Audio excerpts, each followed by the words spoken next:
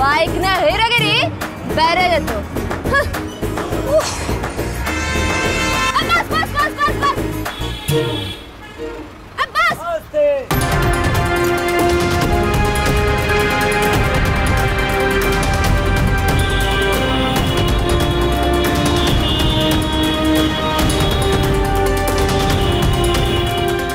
আরে এটা তো সেই অসভ্য মেয়েটা।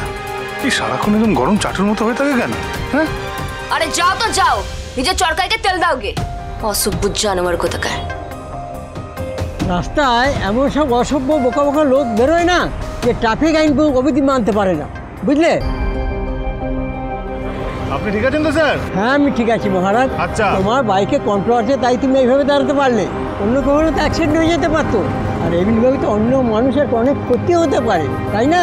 হ্যাঁ ঠিকই তো বলছি। আপনি এবার তাহলে শক্ত করে ধরে বসুন। আচ্ছা এ বাবা এইভাবে না, এইভাবে ধরছেন কেন? ভুল হয়ে গেছে, ভুল হয়ে গেছে। তুমি বড় মজার মানুষ না, তাই একটু তোমার সঙ্গে মজা করলাম, বুঝলে? বেশ বেশ স্যার, চলুন। চলো।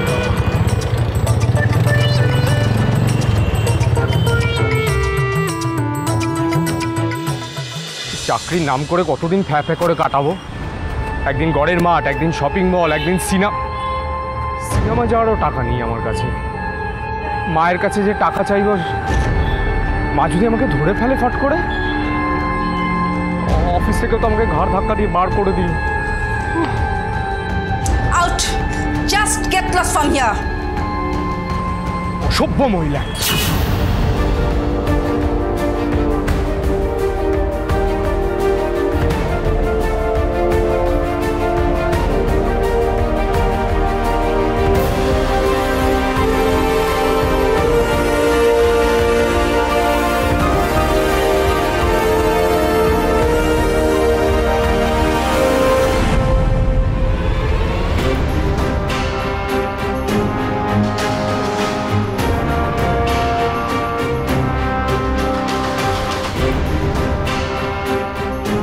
বাহ, দুনিয়া সব ধূর্ত শেয়ালরা সব একই সময় একই জায়গা দিয়ে যাচ্ছে, ব্যাপারটা কি?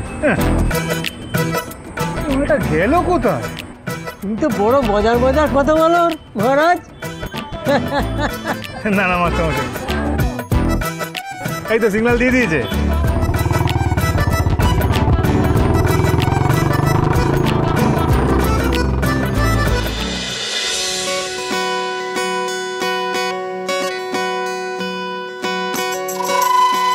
আমি এত রিকোয়েস্ট করে ঘোষ স্যারকে ফেরালাম যাতে মিস্টার মাথা গরম আমায় পড়ান, সেখানে মিস্টার মাথা গরম আবার অন্য একজন স্যারকে নিয়ে এলেন।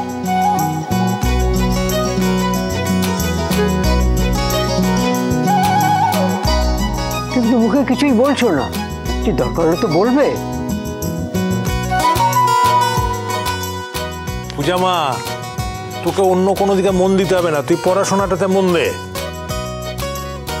বাবা। উড়ান সোম থেকে রবি প্রতিদিন রাত ৮টায় স্টার জলসায় ও ডিজনি প্লাস হটস্টারে।